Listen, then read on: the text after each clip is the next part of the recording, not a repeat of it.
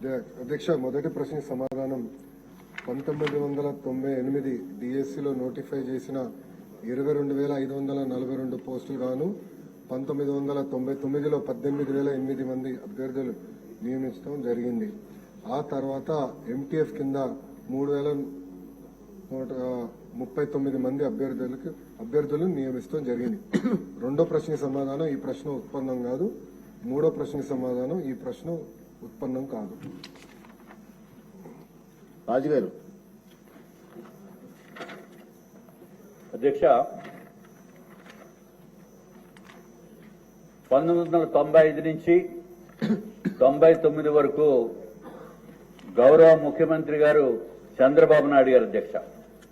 ఆ సమయంలోనే ఎప్పుడు కూడా ఎక్కడా లేనటువంటి విధంగా 36,000 మందికి ఉద్యోగాలు ఇవ్వటం గురించి డిఎస్సి 1998 నోటిఫికేషన్ ఇవ్వటం జరిగింది అధ్యక్ష, కంబైన్డ్ రాష్ట్రంలో.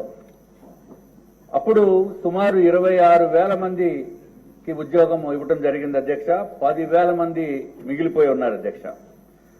అట్లాగే తర్వాత రాష్ట్రం విడిపోయింది.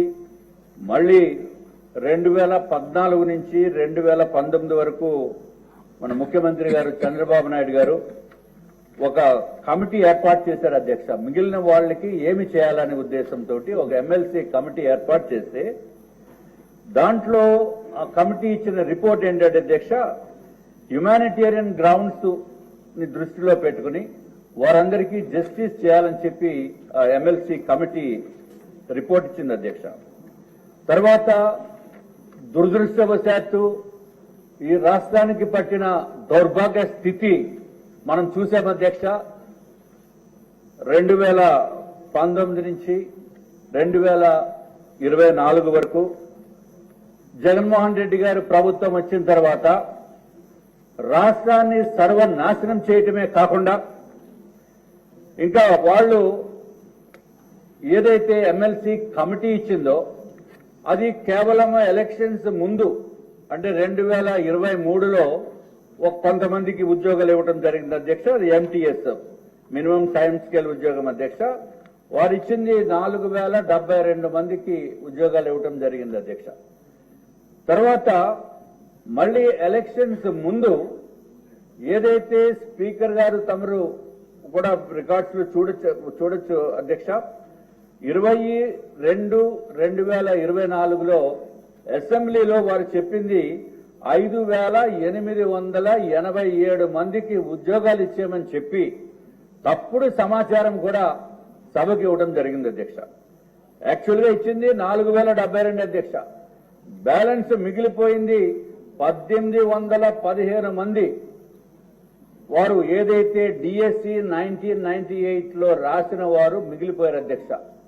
అన్ని సంవత్సరాల నుంచి వారు ఎన్నో ఇబ్బందులకి గురవుతూ మానవతా దృక్పథంతో ప్రతి ఒక్కరూ ఆలోచించవలసిన అవసరం ఉంది. ఇది సుమారు కొన్ని వేల మంది వాళ్ళు మానసిక క్షోభని అనుభవిస్తూ అధ్యక్ష. ఇప్పుడు ఎప్పుడైతే కొంతమందికి ఎవరికైతే అంతకుముందు ఉద్యోగాలు ఇచ్చారు అధ్యక్ష, వారి గురించి కూడా 2 నిమిషాలు మాట్లాడాలి అధ్యక్ష. వాళ్ళకి ఇచ్చేది 32,670 రూపాయలు అధ్యక్ష నెలకి. అట్లాగే ప్రతి నెల వారికి జీతం వస్తుందంటే కాదు అధ్యక్ష, సంవత్సరానికి 11 నెలలు మాత్రమే జీతం ఇస్తారు అధ్యక్ష. ఒక నెల జీతం ఎవరు, ఎందుకంటే వారు పని చేయటం లేదనే ఉద్దేశంతో. తర్వాత అధ్యక్ష వీళ్ళు రిటైర్ అవుతే వాళ్ళకి పెన్షన్ ఏమి ఉండదు అధ్యక్ష. ఆఖరి రోజు తీసుకున్న తర్వాత శాలరీ వచ్చిన తర్వాత ఇంటికి వెళ్ళిపోవటమే. కట్టు బట్టలతోటి ₹1 కూడా ఇంటికి పట్టుకెళ్ళి వెళ్ళడానికి అవకాశం లేనటువంటి విధంగా వాళ్ళు పనిచేశారు అధ్యక్ష. వారికి కూడా ఇప్పుడు గౌరవ మంత్రివర్యులు నేను కోరేది ఏంటి అధ్యక్ష, ఇప్పుడు ఎంతో మంది 4,000 మందికి అంతకుముందు ఎంప్లాయ్మెంట్ ఇచ్చినప్పటికీ కూడా చాలా మంది చనిపోవటం జరిగింది, చాలా మంది ఇబ్బందులతోటి మానేయటం జరిగింది అధ్యక్ష. వారికి 60 సంవత్సరాలు రిటైర్ అయిపోతున్నారు కాబట్టి 62 సంవత్సరాల వరకు ఎక్స్టెండ్ చేయవలసిందిగా ఒకటి కోరుతున్నాం అధ్యక్ష.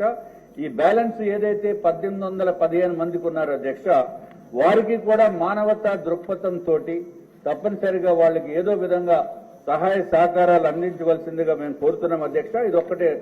అట్లాగే అధ్యక్ష ఏదైతే మన ప్రభుత్వం ఏర్పడిందో కూటమి ప్రభుత్వము అంటే తెలుగుదేశం పార్టీ, జనసేన, భారతీయ జనతా పార్టీ అధ్యక్ష, ఈ కూటమి ప్రభుత్వంలోకి రావటానికి ఒక కారణం ఏంటంటే అధ్యక్ష, చంద్రబాబు నాయుడు గారు, పవన్ కళ్యాణ్ గారు, ప్రధానమంత్రి నరేంద్ర మోడీ గారు, భారతీయ జనతా పార్టీ మూడు కలయిక మూలానే దుర్మార్గపు ప్రభుత్వం నుంచి ఈ రాష్ట్రాన్ని కాపాడటానికి బయటపడ్డాం అధ్యక్ష.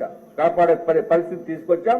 దాంట్లో ఒక కారణం ఏంటంటే అధ్యక్ష, ఏదైతే చంద్రబాబు నాయుడు గారు తనయుడు లోకేష్ బాబు గారు అధ్యక్ష, ఆయన యువగళం పేరుతోటి పాదయాత్ర చేసినది కూడా ఎవరు మర్చిపోకూడదు అధ్యక్ష. అది వన్ ఆఫ్ ది కారణం. ఆయన చేసింది ఏదైతే 27 జనవరి 2023 నుంచి 18 డిసెంబర్ 2023 వరకు అధ్యక్ష, సుమారు 226 రోజులు 3132 కిలోమీటర్లు పాదయాత్ర చేశారు అధ్యక్ష. ఇది ఐ రియల్లీ అప్రిషియేట్ హిమ్. ఎందుకంటే ఇది చిన్న విషయం కాదు అధ్యక్ష. ఇది డెఫినెట్ గా ఆంధ్ర రాష్ట్ర ప్రజలు అట్లాగే ఈ శాసనసభ్యులో ఉన్న సభ్యులు అందరూ కూడా హర్షించవలసిన విషయం అధ్యక్ష.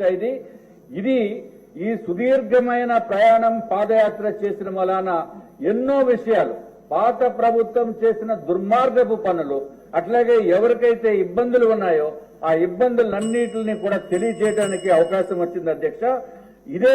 ఇదే పాదయాత్రలో, యువగళం పాదయాత్రలో అధ్యక్ష, ప్రస్తుత మంత్రివర్యుల్ని 5 జూన్ 2023 నాడు ఈ 1815 మంది తాలూకా రిప్రజెంటేటివ్స్ వచ్చి వారికి చెప్పడం జరిగింది అధ్యక్ష.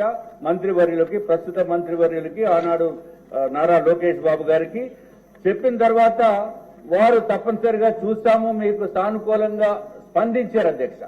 అది ఏదైతే సానుకూలంగా స్పందించారో ఇప్పుడు ఆ కోరికని నిజము చేయవలసిందిగా నేను మంత్రివర్యుల్ని తమరి ద్వారా కోరుతున్నాను అధ్యక్ష.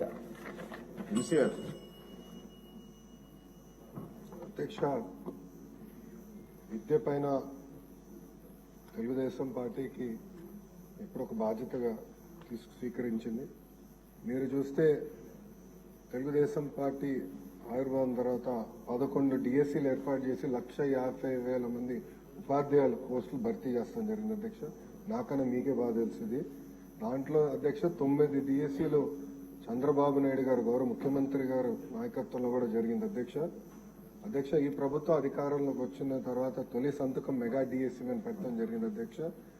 దాంట్లో కూడా అభ్యర్థులందరూ నా నంబర్ దాదాపు రాష్ట్రం అంతా తెలిసిపోయింది. సో అందరూ నాకే డైరెక్ట్ గా మెసేజ్లు పెడుతున్నారు. దాంట్లో ప్రధానంగా టెట్ ఏర్పాటు చేసి టెట్ తర్వాత డిఎస్సీ పెడితే బాగుంటుందని కోరటం జరిగింది. దాంట్లో భాగంగా మీరు చూస్తే టెట్ నిర్వహించాము. దాని తర్వాత ఇప్పుడు డిఎస్సీ కూడా త్వరలోనే మేము నోటిఫికేషన్ కూడా ఇవ్వబోతున్నాం అధ్యక్ష. దాంట్లో 16,000 పైచిలకు పోస్టులు మళ్ళీ భర్తీ చేయబోతున్నాం అధ్యక్ష.